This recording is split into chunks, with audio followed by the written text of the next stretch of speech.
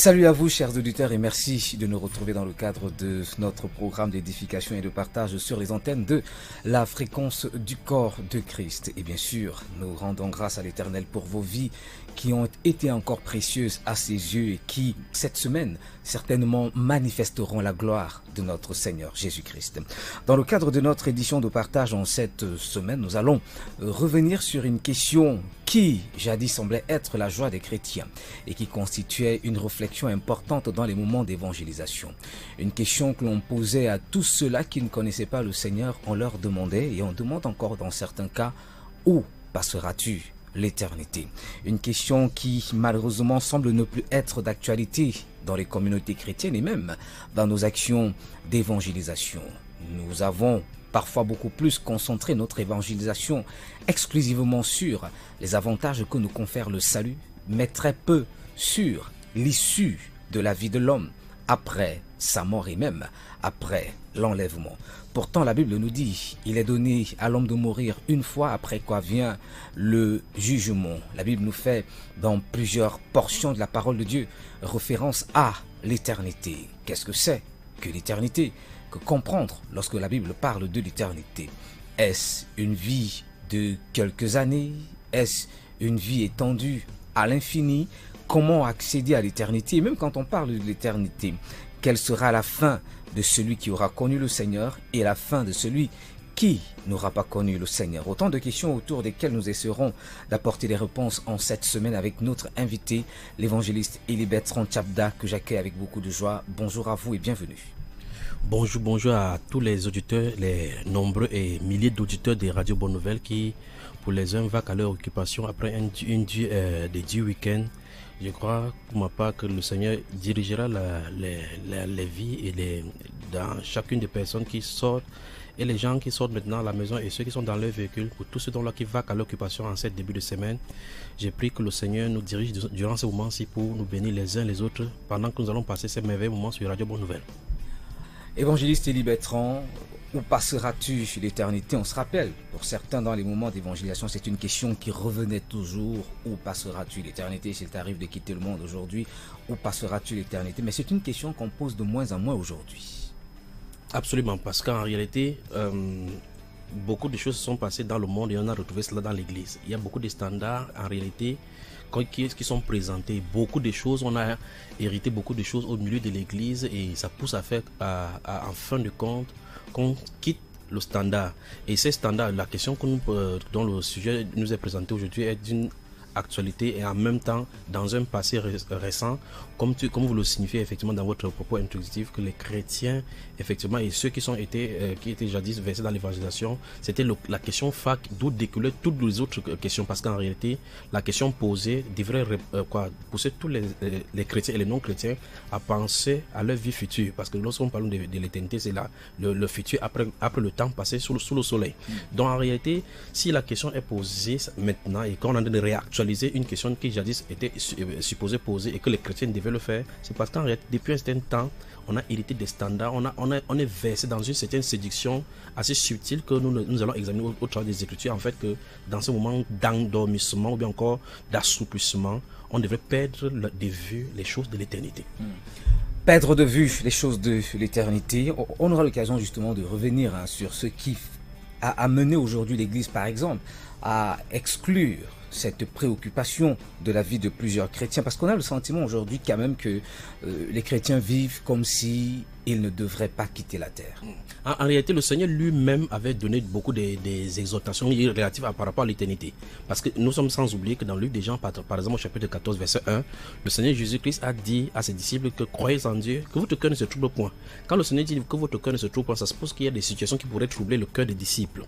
Et dans le livre de Luc au chapitre 21, le verset 34 et 35, il dit par exemple que les jours de ces prophéties de l'éternité, de l'entrée en éternité, avant que ça ne vienne, il y a certains événements qui se passent sur la terre, et il dit qu'on prenne garde que nos cœurs ne s'apaisantissent pas des excès de manger, des soucis de la vie, et que ces jours ne viennent sur nous à l'improviste. Donc et il dit que ça va venir sur la terre pour surprendre tous ceux qui vivent sur la surface de la terre. Donc le Seigneur Jésus-Christ, dans Jean chapitre 14, comme je le disais, a dit il s'en va préparer des demeures. Il y a plusieurs demeures dans la maison de son père. Si ça n'était pas, il l'aurait dit. C'est pour donner une assurance que comme il est parti, il est censé venir. Et comme il est censé venir, il laisse donc certaines choses que les disciples sur la terre doivent faire avant sa venue. Et ce sont ces choses-là, durant ce moment-là, que le Seigneur Jésus va dire, par exemple, dans le livre de Matthieu, chapitre 25, on va parler de cet économe infidèle à qui le maître donne des choses, enfin, ces serviteurs impitoyables à qui Dieu donne, le maître donne des instructions pour pouvoir donner la nourriture autant convenable. Il dit, heureux ces serviteurs quand le maître viendra, le trouvera en faisant ainsi. Maintenant, dans plusieurs endroits des Saintes Écritures, effectivement, il prévient en disant, par exemple, dans le livre de Luc, chapitre 18, verset 8, il dit, mais lorsque le Fils de l'homme viendra sur la terre, à plusieurs endroits, il rappelle qu'il va venir. Mais curieusement, nous, les disciples du Seigneur Jésus sur la terre aujourd'hui, on vit effectivement comme s'il ne viendrait pas. Paradoxalement, quand nous regardons le signe des temps, et puis en lisant les Saintes Écritures, on voit effectivement que nous sommes en train de passer au feu rouge où le Seigneur peut venir à tout moment. Paradoxalement, justement, dans les assemblées chrétiennes, on ne semble pas voir cet empressement à se préparer plutôt pour les choses de l'éternité. Et effectivement, et comme on va voir au cours des développements avec les exemples que nous allons prendre, on voit que beaucoup des choses qu'on a héritées du monde, comme par exemple les développements personnels et autres là-bas, sont intégrés dans l'église. Ça fait que les gens ont la pensée plutôt aux choses charnelles et ne les riment pas avec les choses spirituelles. Pourtant, pour l'apôtre de leur temps, bien que sachant que Christ ne viendrait pas à cette époque-là, puisque dans le livre des Thessaloniciens, parlant des séductions qui doivent venir, dit l'apostasie va d'abord venir premièrement avant qu'on voit les fils de la perdition. Mais en son temps, ça ne se trouvait pas. Mais qu'est-ce qu'il dit dans Colossiens chapitre 3? Il dit, si vous êtes ressuscité avec Christ, cherchez les choses d'en haut où Christ est assis avec Dieu. Et quand Christ, notre Seigneur, viendra, il apparaîtra, vous apparaîtrez aussi avec les nuits. Il dit, affectionnez-vous aux choses d'en haut. Je crois que ce serait un thème sur lequel il faut qu'on s'articule pour pouvoir détacher les gens de ces choses et les fixer sur les choses de l'éternité. Fixer les chrétiens sur les choses de l'éternité. Alors peut-être il est important qu'on définisse un petit peu la perception de ce que l'on appelle éternité, parce que lorsqu'on pose la question où passeras-tu l'éternité, cela revient à dire quoi concrètement? C'est une très bonne question qu'il va falloir qu'on aborde doucement. Je crois que puisque le Saint-Esprit m'aider à aller vraiment doucement. En réalité, en lisant, et on va voir au courant de cette émission, je vais juste citer le passage, en lisant les Saintes Écritures, principalement dans le livre d'Éphésiens au chapitre 1, lorsqu'on lit le verset 3 jusqu'au verset 22, là-bas, il est déployé qu'en réalité, Dieu, le concepteur, le créateur, avait un plan. Et ce plan-là s'articulait dans le temps pour conduire dans l'éternité.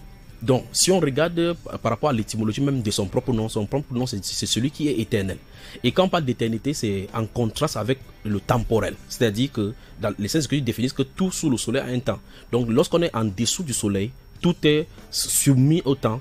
Dans Romains chapitre 8, la Bible parle là plutôt maintenant le Créateur a soumis toutes choses à la vanité. Donc tout ce qui se trouve sur le soleil, enfin il y a une série de livres dans Ecclésiaste qui traite de cette vanité là. Et fixe un commencement et une fin. Et une fin. Donc dans ce commencement et dans cette fin là, l'avant c'est une extension de l'éternité. C'est-à-dire que les gens qui sont dans le temps, entre le commencement et la fin, n'étaient pas certainement présents physiquement et conscients. Mais lui, il y a toujours été. Et même dans le temps, il se manifeste même quand on ne le voit pas, comme le célèbre philosophe le disait, que quand il y a des choses arrivent, les gens appellent hasard. Et ce hasard-là peut être défini comme quand Dieu se manifeste sans vouloir se faire nommer. Et donc, entre le temps, la période enfin, si on trace sous la forme de mathématiques, ce n'est pas tout le monde qui comprend les mathématiques, avant la manifestation du temporel, donc la période où nous vivons, nous sommes dans la conscience, dans la chair, sur la terre, il y a eu un vécu. Le Christ Jésus va dire maintenant, par exemple, glorifie-moi de la gloire que j'ai auprès de toi avant que le monde fût. Donc, le monde dont il parle, c'est notre cosmos. Or, dans notre cosmos, nous sommes présents, écoutant sa parole. Et là, dans cette parole-là, il nous donne le renseignement qu'il avait une gloire déjà avant que ce monde dans lequel nous sommes conscients se manifeste. Et puis, comme je viens de citer tout à l'heure, là, il dit, je m'en vais vous préparer une place. Quand il dit je m'en vais nous préparer une place, il parle hors de ce cosmos, parce que ce qu'il a défini, on va encore entrer des Saintes Écritures avec cela, c'est le lieu dont il parle n'a rien à voir avec notre système solaire, n'a rien à voir avec notre système terrestre, ni de notre système planétaire. Il nous donne la certitude qu'il y a notre demeure. Il y a plusieurs demeures dans la maison de mon Père. Et Paul l'apôtre va dire que Dieu est servi par les mains, ne sont pas servis par les mains faites des choses faites de main d'homme. Donc le Seigneur nous montre clairement que l'éternité, c'est la partie qui était avant que le monde ne soit, parce qu'en fait il faut qu'on va circonscrire la partie, ce monde c'est avec sa chute. Et puis l'après de ce monde, c'est parce que Dieu, il faut qu'on comprenne également que Dieu a fixé un terme à ce monde-ci, et que qu'on le veut ou pas, ça va s'arrêter. Et lorsque ça va s'arrêter maintenant, les événements vont s'enchaîner selon son plan à lui pour nous plonger dans cette période intemporelle qu'on appelle donc l'éternité. Alors, si je vous comprends bien, évangéliste et Bertrand, lorsqu'on parle de l'éternité, en fait, on sort concrètement et totalement du temporel. On sort de ce qui est de la notion de la conscience du temps. Exactement. Ici, dans sa loi dit par exemple qu'il y a des saisons. Il y a la saison de pluie, les saisons d'hiver, d'automne, ainsi de suite. Il a par exemple dans le livre de Jérémie chapitre 31 parlant de l'amour qu'il a pour Israël, il a dit qu'il a donné les lois au ciel avec les astres et ainsi de suite, et que si cette loi-là venait à cesser, alors son amour pour Israël cesserait. Ça c'est pour le temps.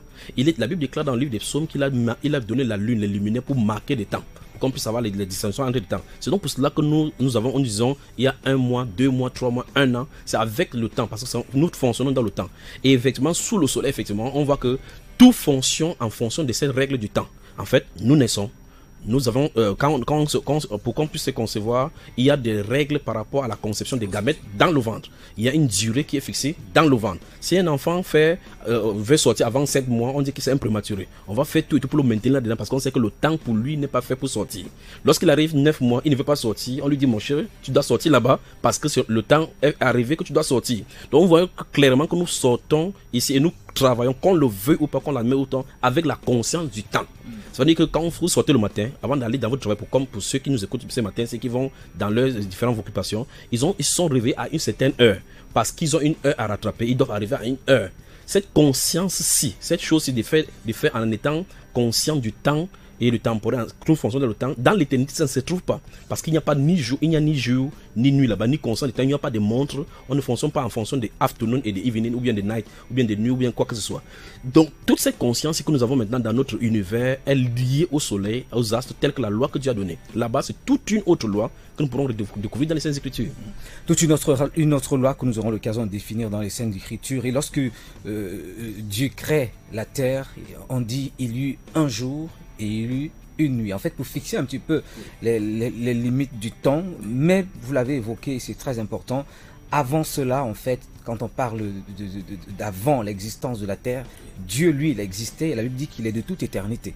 Absolument. La Bible dit de lui que d'éternité en éternité, il est Dieu. Pour lui, dans cette dimension-là, il n'y a pas de temps. En fait, c'est nous, ici sur la terre, qui sommes soumis à la loi de Dieu par rapport au temps. Et lui-même, quand il est venu dans la chair, en la personne de Jésus-Christ, il a dû traverser cette période de temps-là. Il a vécu chez Marie.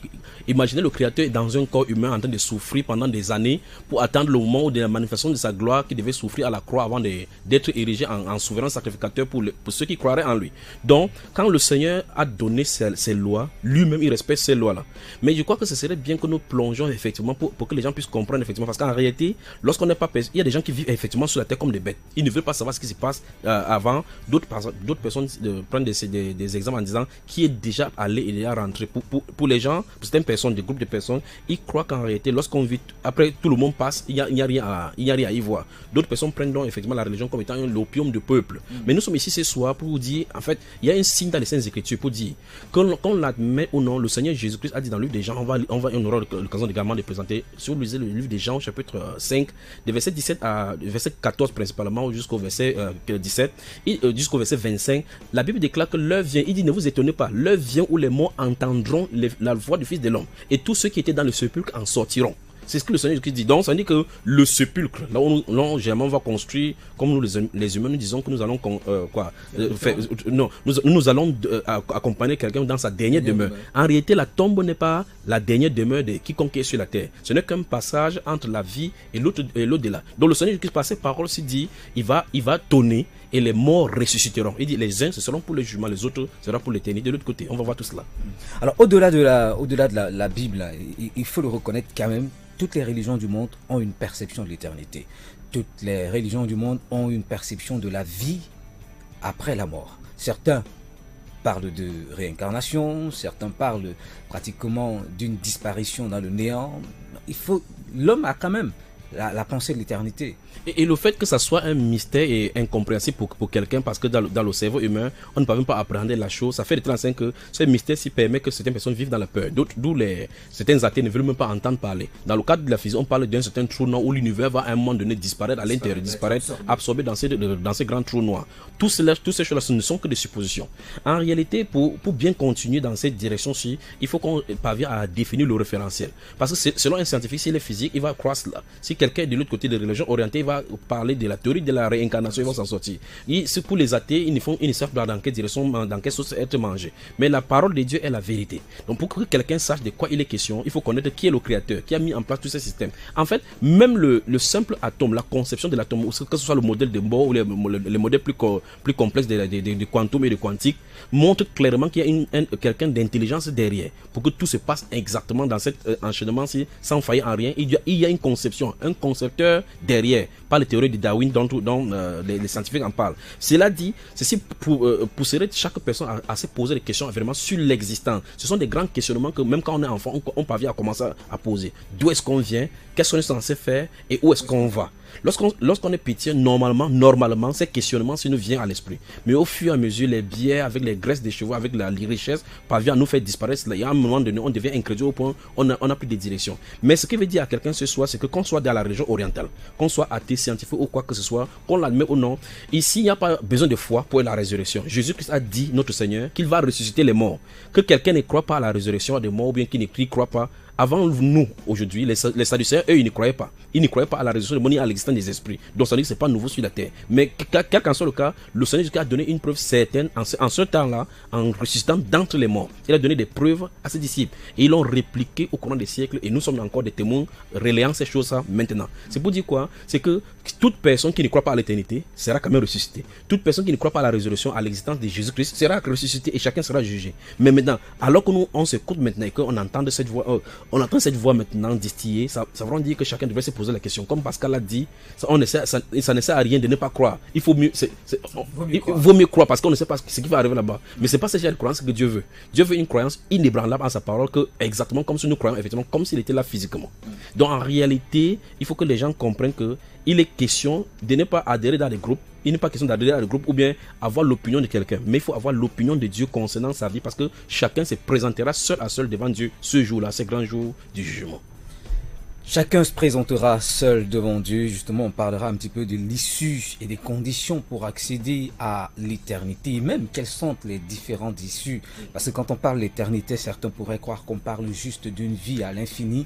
Mais qu'est-ce que cela implique pour le chrétien qui a cru et qui peut-être finira comme martyr? Qu'est-ce que cela implique pour l'impie qui aura refusé à cause de son iniquité de demeurer attaché au monde? Qu'est-ce que cela implique même pour le chrétien qui à un moment se serait engagé à marcher avec le Seigneur mais qui sur le chemin peut-être aurait refroidi ou renoncé? Qu'est-ce que cela implique? Qu'est-ce que lui réserve l'éternité? Autant de questions auxquelles nous allons essayer justement d'apporter des réponses en cette semaine.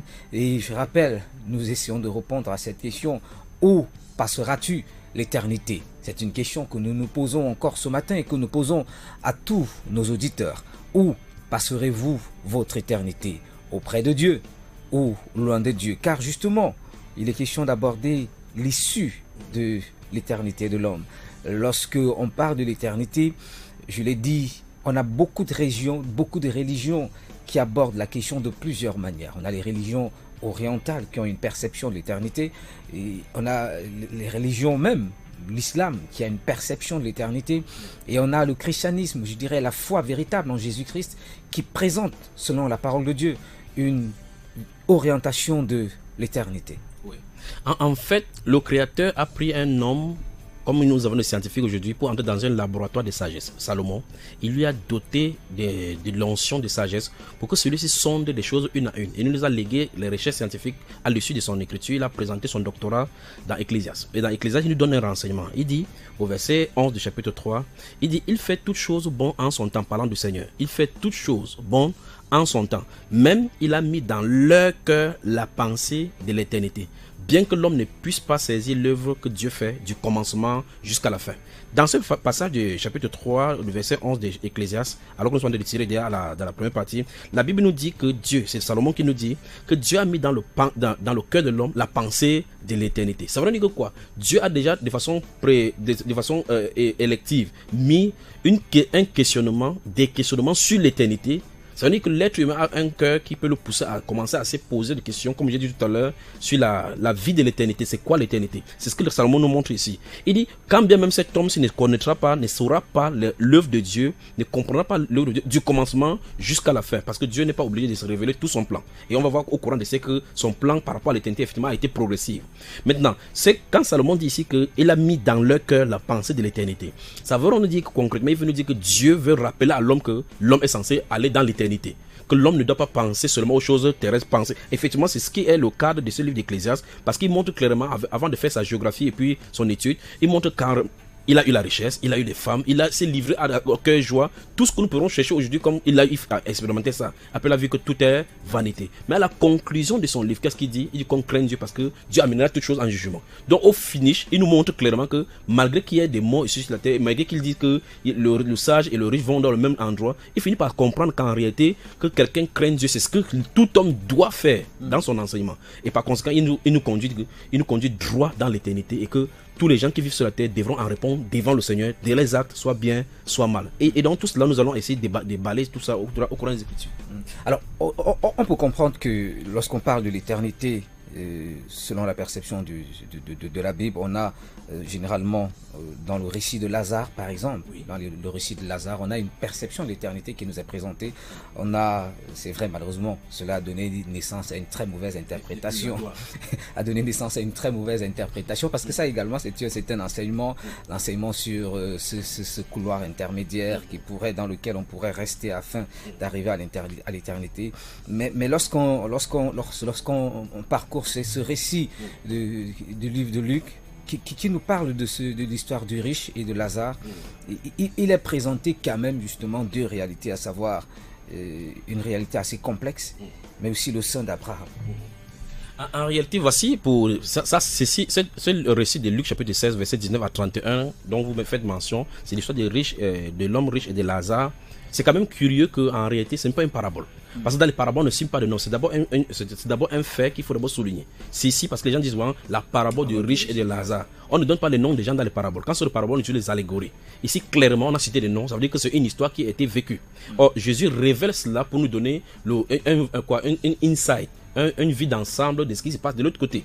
Maintenant, de la même façon comme il va donner par rapport à deux personnes qui sont montées au temple, ils vont prier, l'un s'est vanté de ses œuvres chrétiennes, alors que l'autre n'osait même pas. Voilà. Donc, ça veut dire que ici, il faut qu'on soit clair d'abord qu'il ne s'agit pas des paraboles. Ici, il s'agit d'une réalité.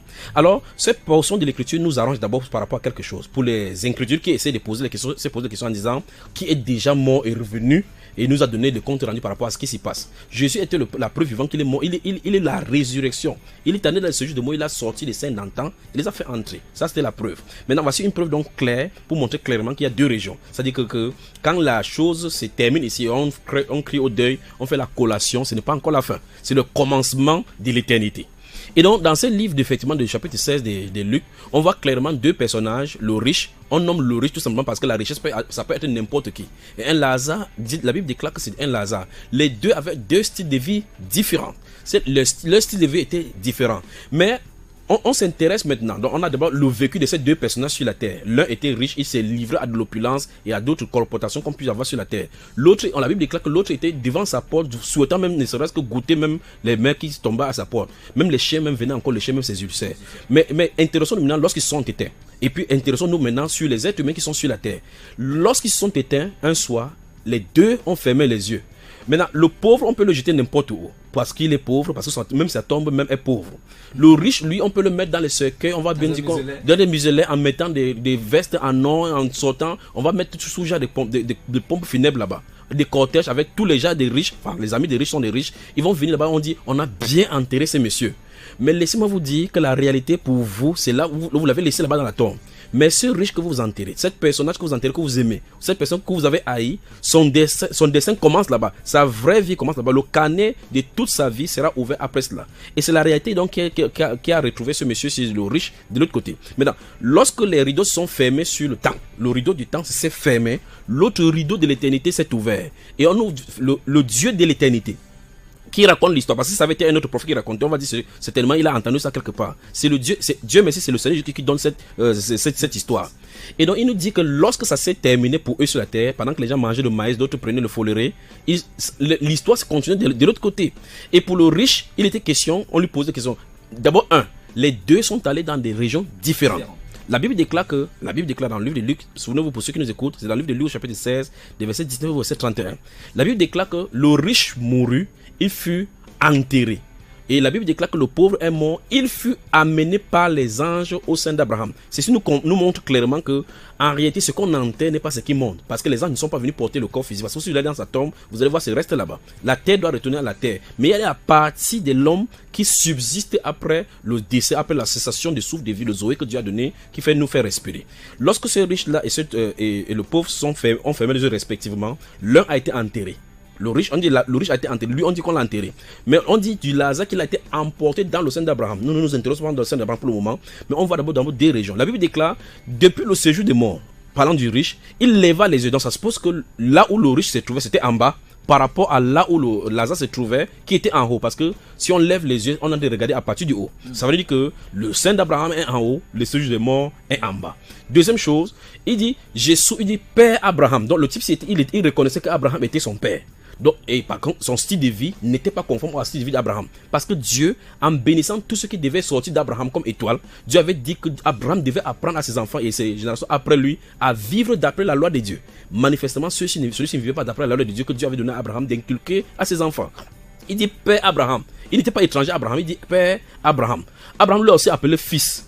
Donc, il lui dit, oui, tu as eu des gens dans ta vie, ils ont communiqué, mais ici, on ne nous dit pas comment, par quel miracle ils ont eu à communiquer, comment Dieu, l'autre a vu.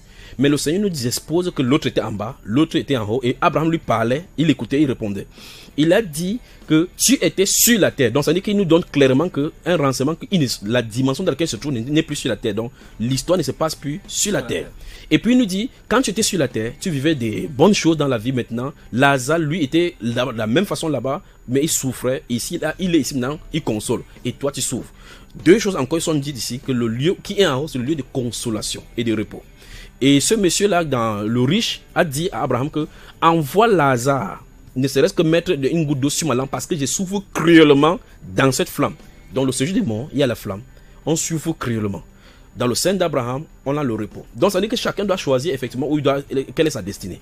Donc voilà, typiquement, s'il y a un endroit clair dans les Saintes Écritures où on peut savoir clairement la destination de chacun selon ce qu'on aura fait sur la terre. Parce que d'après la conversation et les résultats qu'Abraham a donnés, c'était les résultats de leur style de vie sur la terre qui les ont conduits les uns les autres dans les directions différentes. Maintenant, Abraham lui dit quelque chose maintenant que les catholiques ont eu à tordre. Il lui dit clairement qu'il y a une zone de séparation appelée un grand abîme entre vous et nous, afin que si quelqu'un veut même quitter là-bas, qu'il ne puisse pas y monter ici, et que si quelqu'un voudrait même là-bas. Donc si quelqu'un est homme et femme, peut-être le mari et la femme, et ils meurent, ils vont dans des endroits différents. Même si le mari aimait sa femme plus que Dieu, il ne pourra pas faire que sa femme quitte d'un endroit pour venir de l'autre côté. Donc beaucoup de renseignements nous sont donnés dans le livre de Luc au chapitre 16 qui méritent beaucoup de l'attention pour pouvoir tirer des instructions. Qui mérite beaucoup d'attention et qui clairement nous donne un petit peu deux issues claires par rapport à l'éternité de l'homme. Mais comme le chante Nicolas Damarès, pour savoir où finir, c'est ici qu'il faut choisir. C'est ici qu'il faut choisir. Je rappelle, en cette semaine, nous répondons à cette question: où passeras-tu l'éternité? Où passeras-tu l'éternité? Une question qui a tendance malheureusement à disparaître du discours des chrétiens, qui semblent un peu plus être préoccupés par le bien-être et la joie que procurent les plaisirs terrestres et les richesses. Pourtant, la Bible nous le rappelle à plusieurs reprises qu'il est donné à l'homme de mourir une fois, après quoi vient le jugement. Nous sommes appelés à partir de ce monde, nous sommes appelés à, pour certains, expérimenter l'enlèvement ou pourquoi pas passer par la mort, mais tout ne s'arrête pas là. Nous nous présenterons devant le Seigneur, mais comment est-ce que nous allons passer notre éternité? Et l'objectif de cette émission, justement, est de nous amener à reconsidérer nos voies et à reconsidérer nos positions vis-à-vis du Seigneur, afin de savoir maintenant quelle direction nous voulons prendre. Rassurez-vous, le but n'est pas de vous effrayer. Rassurez-vous, chers auditeurs. Alors, évangéliste Elie Tchabda, nous allons sortir de cette première édition. Qu'est-ce que l'auditeur qui nous écoute ce matin peut retenir au sujet de l'éternité? Deux choses principalement que ceux qui nous écoutent maintenant peuvent comprendre. Un, vous devez vous poser la question sur là où devez passer votre éternité. De deux, vous ne pouvez pas dire que vous ne pouvez pas se poser la question parce que la Bible nous a présenté que Dieu a mis ces questionnements dans votre cœur. De trois, posez-vous la question. Le coronavirus nous a servi pendant ces moments-ci. Vous connaissez certainement quelqu'un qui est mort des suites des maladies de ce corona et bien d'autres. Des gens qui sont morts subitement. Posez-vous la question si ça avait été vous. Qu'en serait-il maintenant devant le Seigneur? Et en fait, en posant cette question, ton cœur va commencer à te pousser vers la direction, à la bonne réponse dont la Bible parle et que nous allons essayer d'étayer tout au long de cette semaine. Merci à vous. On va peut-être prendre le contact pour ceux qui aimeraient, pourquoi pas, vous appeler pour poursuivre la réflexion. Vous passez tout simplement à Radio Bonne Nouvelle et vous serez en contact avec l'évangéliste Élie Bertrand Tchabda. Merci à tous ceux qui nous ont écoutés ce matin. Demain, par sa grâce et pour sa gloire, nous allons poursuivre cette réflexion. Que le Seigneur vous bénisse. Shalom.